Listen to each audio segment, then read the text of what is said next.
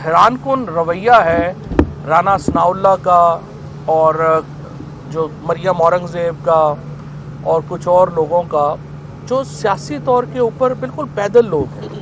अब आप देखिए कि ये लोग जो ज़्यादातर लोग हैं, जो गैर सियासी लोग हैं, जिनमें अकल नहीं है। राना सनाउल्लाह की अभी की आप प्रेस कॉन्फ्रेंस देखें, शर्म आती है कि इस तरह के लोग पाकिस्तान के इतने बड़े ओहदों के ऊपर हैं कि आप कल सुप्रीम कोर्ट का एक हुक्म आया है, उस पर अमल दरामद हुआ है और आज आप कह रहे हैं कि आप गवर्नर रूल लगा देंगे।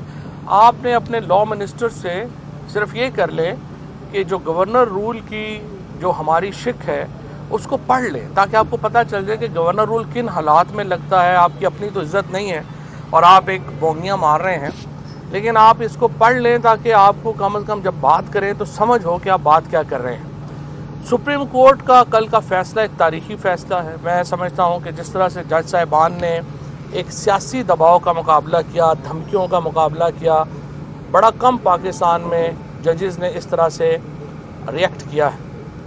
ये जो रद्द-ए-अमल जो दिया है सुप्रीम कोर्ट ने एक फर्म तौर के ऊपर, जिस तरह वो खड़े हुए हैं, ये पाकिस्तान की तारीख में कम वाक़यात हुए हैं। और बड़ी सीधी बात है, यही वो बेंच था जिसने 3 महीने पहले इन्हीं 3 जजेस ने वो फैसला किया था जिसके नतीजे में इमरान खान जो हैं उनको हुकूमत से जाना पड़ा था। हमारी बड़ी रिजर्वेशंस हैं उस रूलिंग के ऊपर, हमारा बड़े आप समझिए तहफ़्फ़ुज़ात हैं उस फैसले के ऊपर।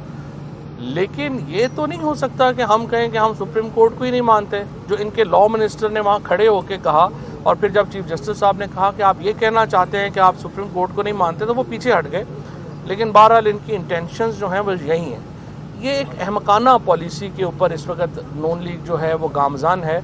इनका ख्याल है कि अब नून लीग का ज़रूरत नहीं रही, अब हमें नाराज़ लीग बनना है। अगर नाराज़ लीग बन के आपका ख्याल है कि आपको नैरेटिव मिल जाएगा, बयानिया मिल जाएगा, ऐसे नहीं होता। लोगों को एक प्लेटफॉर्म, एक फ्रेमवर्क चाहिए जिसका जो मुस्तकबिल का फ्रेमवर्क हो। और मैं आपसे अब भी मैं शहबाज शरीफ साहब से कहता हूँ, हिम्मत और हौसले का मुजाहरा करें। मैं देख रहा हूँ कि दबाव में PMLN की पूरी क़यादत जो है वो शटर हो गई है।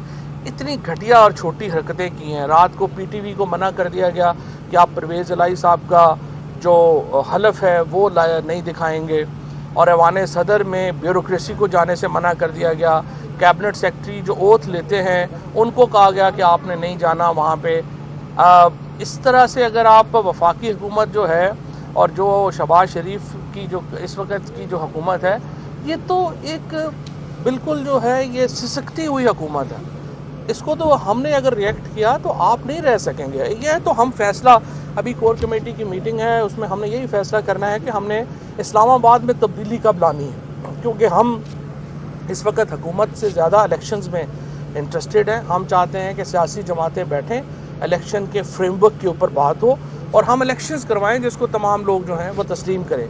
मौजूदा इलेक्शन कमीशन जो है, इसके होते हुए साफ शफाफ इलेक्शन मुमकिन नहीं है। मैं समझता हूँ कि इन इलेक्शंस के अगर ये इलेक्शन कमिश्नर जो हैं इनमें ज़रा सी भी रमक हो शर्म और हया की, वो इस्तीफ़ा दे दें, लेकिन वो नहीं दे रहे। लिहाजा हमें ज़ाहिर है को रास्त इक़दाम उठाने पड़ेंगे इस इलेक्शन कमीशन को बदलने के लिए।